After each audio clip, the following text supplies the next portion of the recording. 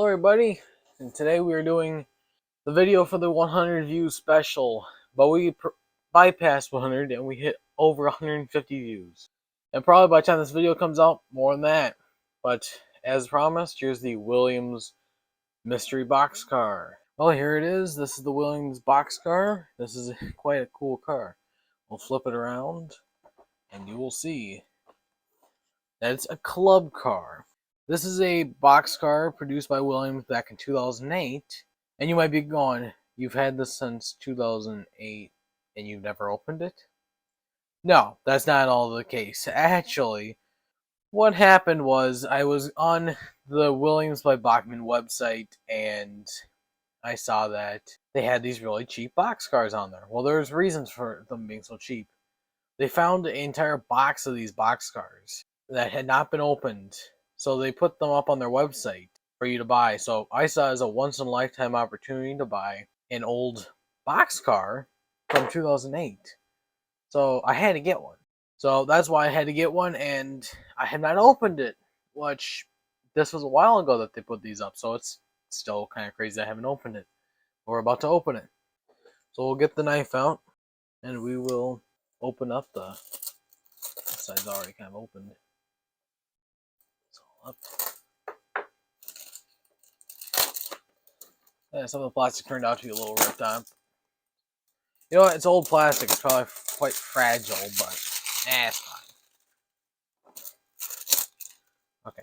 Yeah. It's going great, right? Old plastic, that's what you get.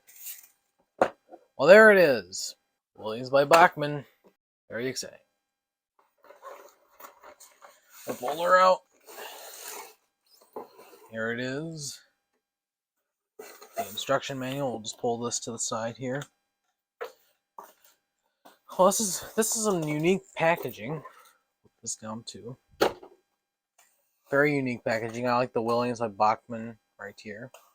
Very nice. Looks very nice. So there it is. Very pretty looking. Pulls up the knife here. Pull out the brand new boxcar.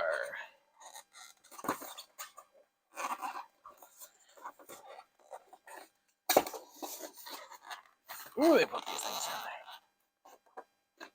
in there. Don't want to break it, obviously, because this is old. And I mean, it's not old, but I never opened it.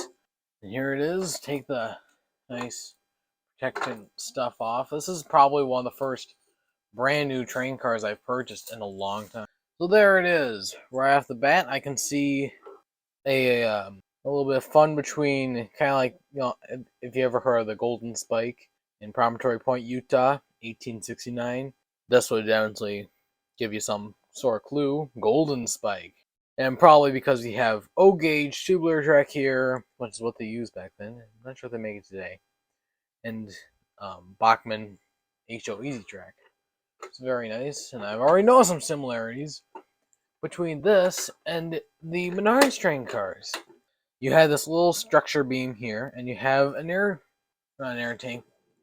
And look how similar this is. Almost identical. No, they are identical. That's awesome. Look at that. Identical train cars, different trucks, different years, but total similarities.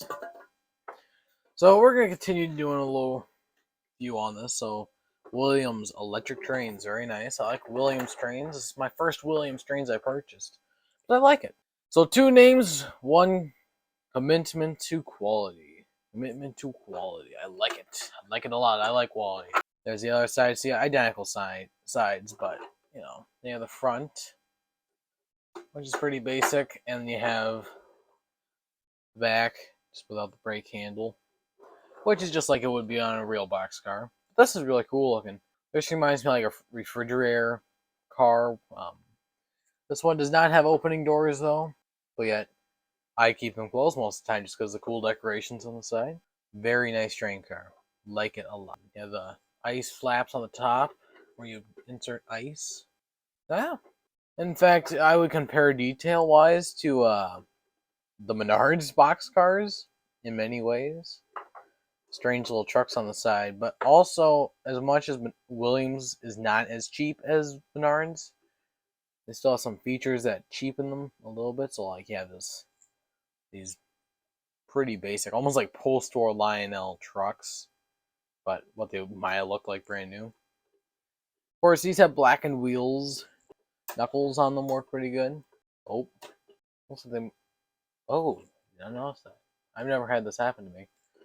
This coupler pin can actually slide off. See, I just turned it. It's completely sideways right here. And it should be over here, but that's an easy fix. We just push it back into position. Lionel, they're more fixed, so you never deal with that. But I'm also pulling these out with my hands, where when you're actually working with uncoupling tracks, it's more of a slight pull. It levels out. We'll do a quick comparison, with some Menards. Let's just see how well this pairs up with a Menards flat car. Pull down the coupler tab. Okay, so just notice this. Couplers on this are actually higher than Menards couplers. As you can see, there's a little bit of a height difference in the couplers. I'm not sure if it's the Menards the flat car, if it's Menards flat car, if it's too low, or if the Williams boxcar is too high. But we'll just compare it to like another boxcar. We'll do a Williams boxcar because we love. Oh no, not Williams. A Menards. They're identical though in many aspects, almost the same height. Williams is a little bit taller thanks to trucks. Coupler pairs up very nicely with this one. Now let's take a look at an old Lionel, the original and leader in the toy train company. Well, actually, from my understanding, at one point MTH had it, but they've since went out of business, sadly. So I'd assume that they were going down for a while. But as you can see, the Lionel couplers are a little bit low. I don't think because toy train couplers, and what I mean by toy train is O-gauge train couplers are always going to ride big, like they're not scale, they're big. So yeah, this is definitely going to be a slight issue, but at the same time, they're big couplers to begin with. But they seem to pair up very nicely, so you could run them together. Wrong boxcar. We need to put this one in the back because we are playing with Williams. Well, yeah, very nice train car. Again, another piece that I'm going to have to get a bigger engine because I don't have big engines to run these trains.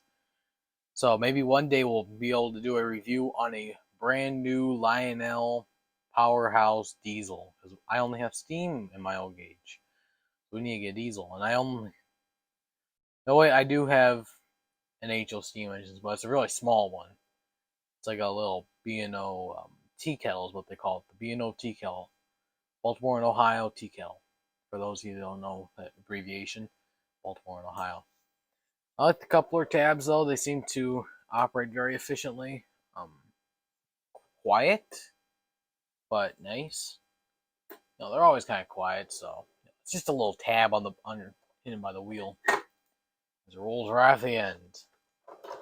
But as you can see, this thing rolls very nicely. I think before we do too much heavy running, I'm going to do a little bit of lubrication. I'll show you where to put the lubrications at.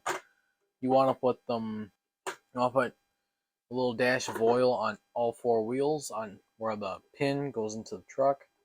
One little drop here, here, and then same thing on the other side, on the bottoms, or, here, there, there, and there. Not on the actual wheels, but more like where the axle connects to the truck. Same thing on the other side. Yeah, very similar to Lionel, or not Lionel, Menards in so many aspects. So what do you say we do a Lionel, Menards, and Williams running session, and we'll tie these trains up and we'll let them run around. How about that? And in case you are wondering, yes, the train layout hasn't moved for better camera angles and just an overall better setup. But yes, things have been moved around just a little bit. But we will get the trains running. And yeah,